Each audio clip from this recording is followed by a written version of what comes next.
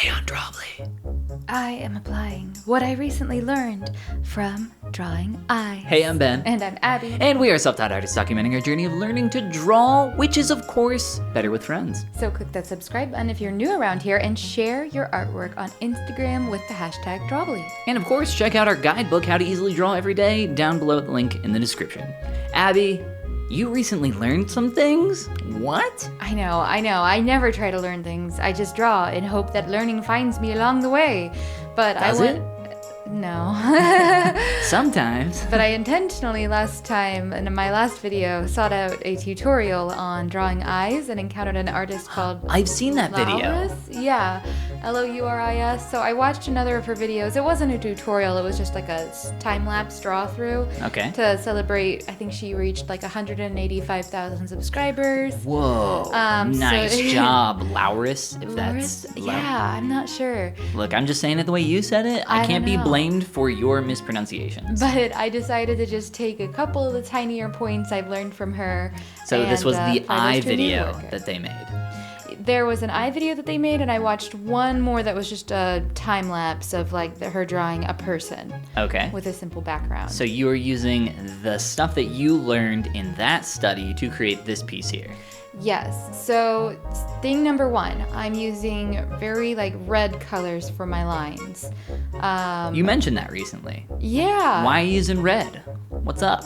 Well, Laura says it's easier to see, and I guess it's easier to go back. If you're not colorblind. I guess it's easier to go back and like blend it into your color, if that makes sense, without having to like draw over it or adjust the colors. When you're painting, you mean? Yeah. That's fair. Yeah, I mentioned that it gives it like a little subsurface scattery type feel, like gives us some warmth to the face. Yeah, and I must be a beginner at it because by the time this is all said and done, I pretty much eliminated all of it from this natural red color. That's fine. I normally paint over my lines, through the process, but the sketch is still extremely helpful. Yes, the sketch was really helpful, and I felt quite inspired to go like very bright, saturated orange to start, which normally I would have been a lot more cautious with that and probably started out quite a lot less saturated, but lately I've been feeling emboldened to be more saturated, which is interesting because in the past I learned in other videos to go as desaturated as possible and add like bright pops of saturation. Interesting.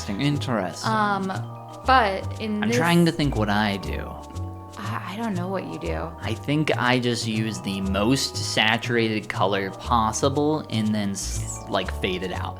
I've been experimenting without, I won't talk about myself too much in this video since we're looking at your drawing, but I've been experimenting with just, instead of using the slider to fade things out, just kind of gently painting over things, blending manually. I think that's a good thing for me to practice. Yeah. But anyway, we're here to talk about you and your beautiful artwork. Tell me more. Well, thank you. Well, of course, you see me here getting in and wanting to add detail right away, which I have no business doing with so much of this unblocked out and finished, but here I go. Her face is looking very cute, but I know that you erase it later. I don't erase it. I do draw over it a couple times on different layers, and I think I ultimately go back to this face. But, I had to try. There it goes. Goodbye. Goodbye, face. Look at me. I'm laughing, looking back at this, so determined to put like a face in right away when there's so much to do. The abs were one of the hardest part in the end for me to get them to look kind of sculpted, but also not just like weird pops of color on her abdomen. Yeah, it's pretty hard to make anatomical form look natural at our current level, in my opinion. Yeah, I was fine with how it turned out. It was no brilliant masterpiece, but I was fine with it. It is really hard, though, to have a piece and work on this scale on a face that I want to have some detail, but to get in there and draw detail at that tiny, tiny size, there's just not a lot of room to work with, it turns out. So that was a little, difficult. And I have done a piece in the past where I was just like, well, I'll just draw the head really big and then shrink it down. But turns out you lose a lot of information that way, and it gets kind of blurry. So maybe I started too big on that other piece that I'm describing, and shrunk it down I think too small. so. I think, in my honest opinion, I think that we have more than enough resolution for what we are creating. And I would say it's probably pretty similar to my advice to somewhat new to intermediate sculptors, which is that they're using way too many polys, like way too many polygons in their sculpture. And they need to take a step back and just focus on the fundamentals and primary shapes. And I mean, I think the same could be said for literally anything where, what's the saying? I think it's attributed to Bruce Lee, that's like, I fear not the man with 1,000 moves, but the man who has practiced one move 1,000 times. I think that is like literally the thing with art and maybe everything, but like just literally practicing the fundamentals. So hard and so often. Yeah, that makes sense. Art's tricky because you really do, like, everything about it, you want to jump into like creating cool finished pieces that appeal to you and their subject matter is cool to you, like this bouldering person. But I mean, this is looking awesome. Thank you. But like, yeah, it's hard to want to sit down and just practice the same thing over and over, like shading dimensional shapes and seeing where light and shadow should fall. And not that you necessarily need to like sit down and draw a million spheres, right? Like you can practice these fundamental ideas on a complex figure like this, but you know, maybe keeping those fundamentals more in mind with what you're doing. Yeah. Yeah, that can be tough. It definitely can. Like what I was saying earlier with the resolution is like you're trying to create all this detail in the face, and here in hindsight you're laughing at yourself because you shouldn't have been working on trying to make all that detail. And the resolution is there to tell you, Abby, stop. You don't Yes. you don't need to work on the face right now. Just work on the bigger stuff. The bigger stuff. Big picture. It's trying to help you out. Yes. The canvas knows. The canvas did. I think that's a good way to put it. Like, follow the clues here. Like, what's the canvas telling me? Yeah, I think probably in that moment you just wanted to paint a face. That's probably true. So I think that means that for one of my next pieces, sometime in the next couple weeks, I should just do like a bust portrait and like just do a face to get that out of my system, as it were.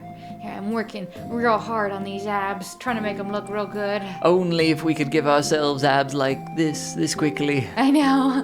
It's a slog for sure. Sculpt our own abs. Yeah. In the future, the technology will exist.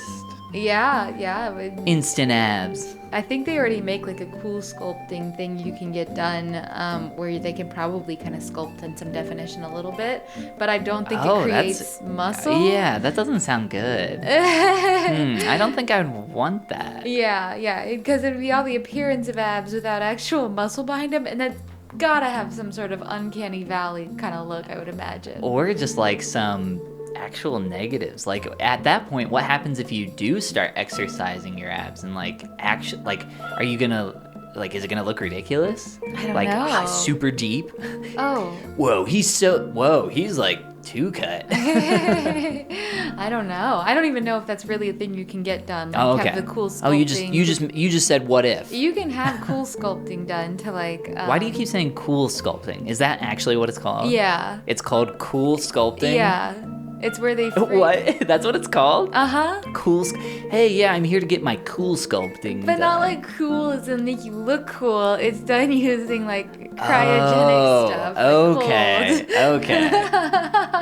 Oh, you thought it was like cool sculpting. Could It's look cool. weird though that it uses cold to fight. Anyway, it doesn't matter. I like what you do with the face here. The closed eye is actually something that in my opinion always looks good because it's pretty easy to do. Yeah, and it was like you said, the canvas was telling me I did not have the resolution to do a nice like eye, so closed it was. Well, you can do a nice eye at this resolution because if you look at the photo reference, it has has a nice eye, so it is possible. Oh, that's true. That's true. You don't need all the res to create that. It's just that maybe we can't with our current abilities. That's probably more so the fact. I really like in this how saturated I went with her skin, and that was my big takeaway from a previous learning experience, was to go like deep saturation for skin. So I went for it, and I was expecting it to look not great, and I actually really liked it. Yeah, I think it looks super cool. You're getting back to your textured ways, and I like the textured ways from Abby. Of the stones and whatnot? The rocks, all the texture that's surrounding the trees in the background, the texture in the hair. Oh, yeah. Well, I did just download a new brush pack, and that always inspires me to experiment again with texture, because when you get a new brush pack, you want to try them all out. I'm still over here using the hard round brush, and I promise I will use texture one day once I figure out how to make texture with the hard round brush. That's all right. Once you actually back out of my finished work and look at it, it all looks like it was created with like colored pencil, because it's all actually pretty soft in the end somehow. So it definitely takes on a very like, oh, this is like a colored pencil sort of work in the end. Yeah, I like the splattering that you have going on the pants there. Isn't it funny that once we like download this to a computer and export it through Photoshop, it loses so much saturation? It does. That can definitely be a difference between the screens. But it's so like visible here. It kind of is, but every monitor and every screen is a little different. Yeah. And if you want to be a little different, then a weird segue, click that like and subscribe button and check out our guidebook, How to Easily Draw Every Day, at the link below. And share your work on Instagram with the hashtag Drawbli, because drawing is better with friends. And this is the part where we say goodbye. Goomba. Abby, your rock climbing girl is amazing. Thank you. The shoes, top notch. I want those climbing shoes. Those climbing shoes look great. I need some new climbing shoes. Oh, well, I don't know what brand these are or where to get them, but I'll bear that in mind. We should get sponsored by rock climbing shoes. Ooh, yeah. And we can get some free rock climbing shoes. That's what it's all about, baby.